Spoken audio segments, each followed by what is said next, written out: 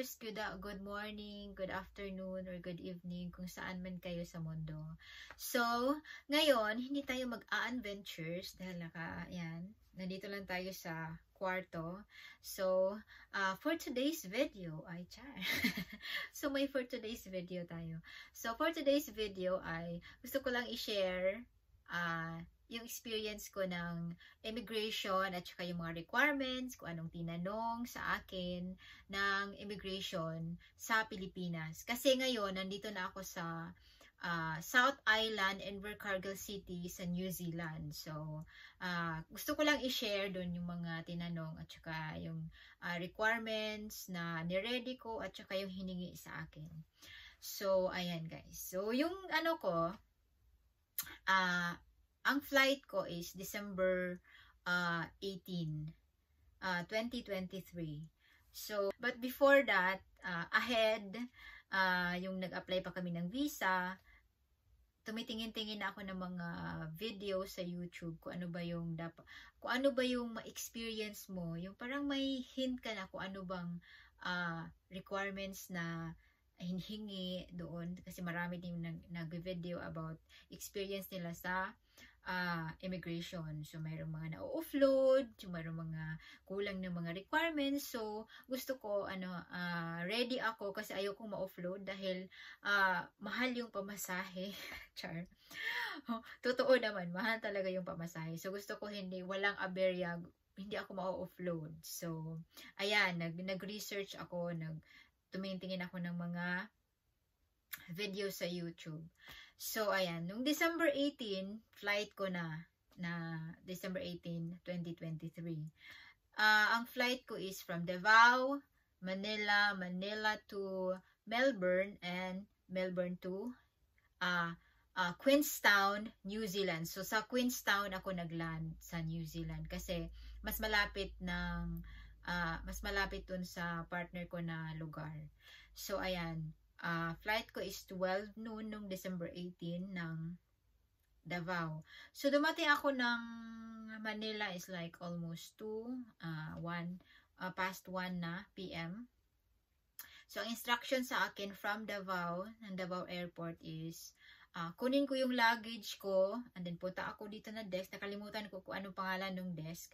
Ibigay ko yung luggage ko, yung check-in luggage. Tapos, pagdating ko doon, pinarap ko pa siya pero useless dahil inopen doon sa Manila. Pinarap ko ng Davao.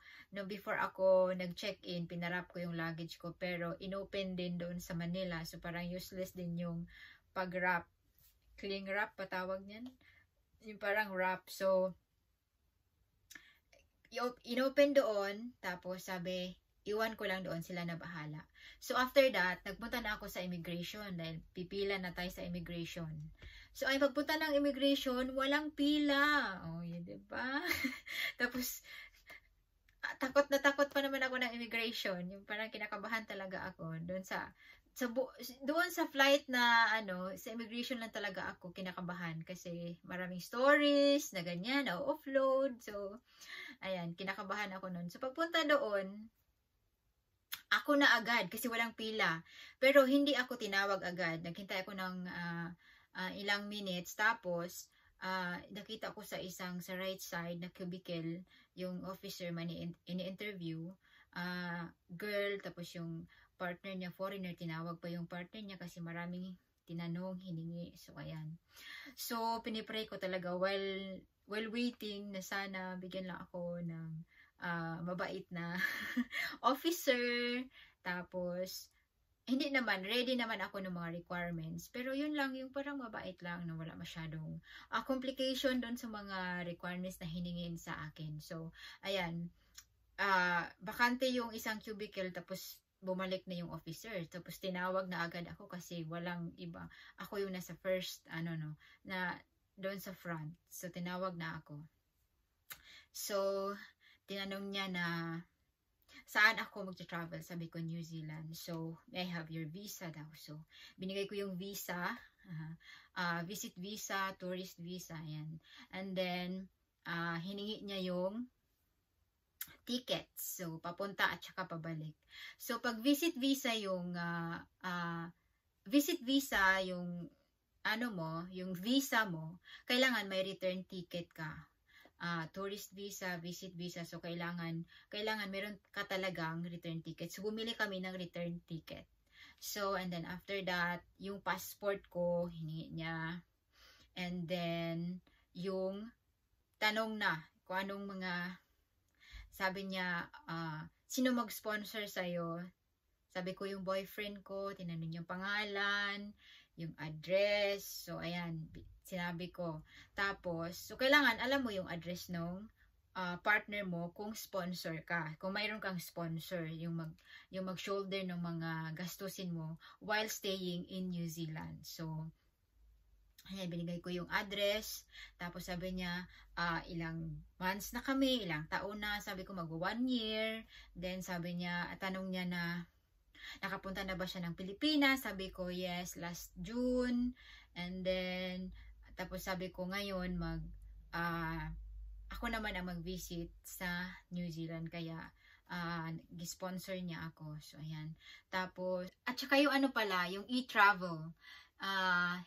Tinanong sa akin, hindi hiningi, tinanong lang ko na kapag register na ako online. So, sabi ko, yes, and ipapakita ko na sana yung sa phone ko yung code, pero sabi niya okay na daw. So sabi niya yung pala, yung sa ticket na binigay ko, nasali yung employment certificate ng boyfriend ko. So sabi niya, this is your boyfriend, your sponsor. Sabi ko yes. So tiningnan niya doon, tapos yun, wala na masyadong tanong. Tapos tinatakan na yung passport ko. Sabi ko, parang tinatakanan yung passport ko. Wala na wala na sigurong hingin sa akin. So sabi ko, okay na po ba sir? Sabi niya, yes. So kinuha ko na yung passport ko. Tapos, yun lang. Wala masyadong tanong. So, very thankful yun kaayo ko kay, yung parang walang hassle. Mabait yung officer, immigration officer. Tapos, lahat ng hiningi sa akin na yung mga requirements na meron ako. So, yung mga tanong, kung ano lang yung tanong, yun lang din yung sinagot ko. So, yes or no, ganun lang. So, yan lang guys. Tip lang siguro, no, kung yung nakuha ko rin na tip doon sa mga pinanood ko na mga video. Kung ano lang yung tanong sa'yo, yun lang din yung sagutin. Tapos, dapat confident ka na magsagot, yung masyado, parang hindi ka sure sa sagot mo kasi malalaman niya ng immigration officer. So, yun lang ang hiningi sa akin, yung mga kailangan lang talaga yung visa, passport, ticket, at saka yung e-travel. Yun lang yung maganda talaga yung experience ko ng immigration. Lalo na it's my first time to travel alone. Yung ako lang talaga isa, at saka hindi siya Asian country. Naka-travel na ako before, pero sa Asian country at saka kasama yung boss ko. So, this is the first time na mag-travel talaga ako na ako lang mag-isa. Tapos, may layover pa ako ng Melbourne. So, yun lang guys. So, parang ang smooth lang yung experience ko ng immigration ng Pilipinas. So, sana may may natutunan sa video na to, may nakuhang tip kung ano ba yung mga tanungin, yung mga requirements na dapat sa inyo. At saka pala, niready ko yung kasi nakita ko sa video before, niready ko yung mga proof of relationship, yung mga chat ninyo, video calls, print ko yung photos ninyo together na nag-visit siya sa Philippines. Niready ko din yun, pero hindi siya hiningi sa akin. At saka niready din namin yun, yung parang letter na galing sa partner mo na siya mag-sponsor sa'yo. So, may mga pa dito, yung parang process bago niya mapadala sa Philippines. So,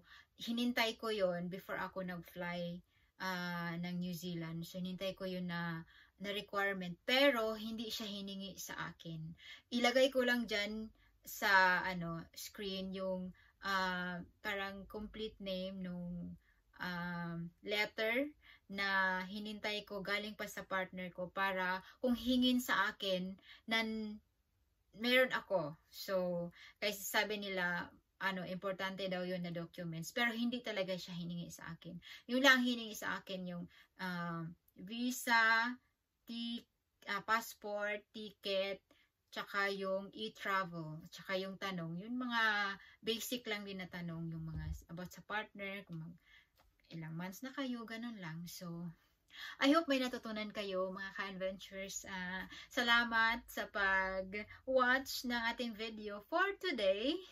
Thank you so much for watching and I hope to see you on my next video. Bye and God bless everyone!